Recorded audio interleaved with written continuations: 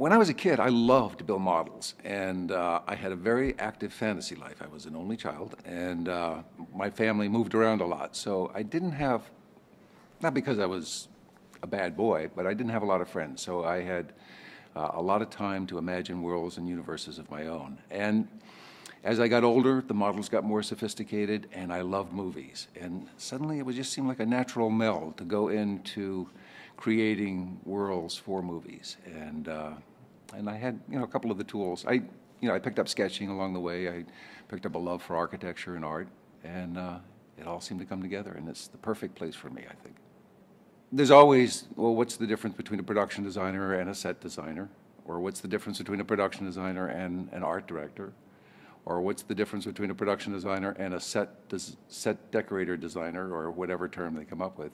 I think the biggest misconceptions are nobody quite knows the amount of effort that goes into creating the backgrounds for a movie. And in an odd way, that's a compliment to the great craft that we practice, which is they feel like, well, that looks perfectly appropriate to whatever's going on in the movie, so they must have just found it.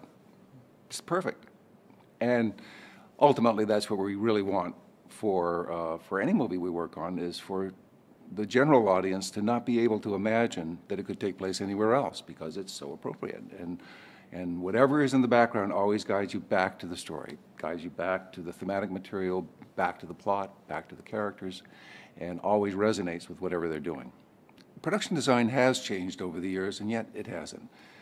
Technology has certainly changed a lot of the techniques, but when one studies the people who were forging the path for production design back at the turn of the last century and into the 20s and the 30s, and creating different kinds of settings that were more and more naturalistic as the equipment got a little bit more flexible, and as the artistry got more, as the artistry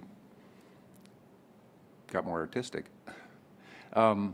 Some of the techniques that were evolved in the 30s, for instance, and the 20s are basically still the same techniques that we have now, that we use now, only we use computers instead of little miniatures or glass shots or different things. But ultimately, the thing that hasn't changed is that it's an image-driven art. Each image on the screen forwards the story and pulls the listener, pulls the audience into the world of the story, and that hasn't changed. Whereas in the 30s, you would have a foreground constructed space and perhaps some miniatures or some kind of ambient middle ground, and then you would have a flat painted backdrop in the background.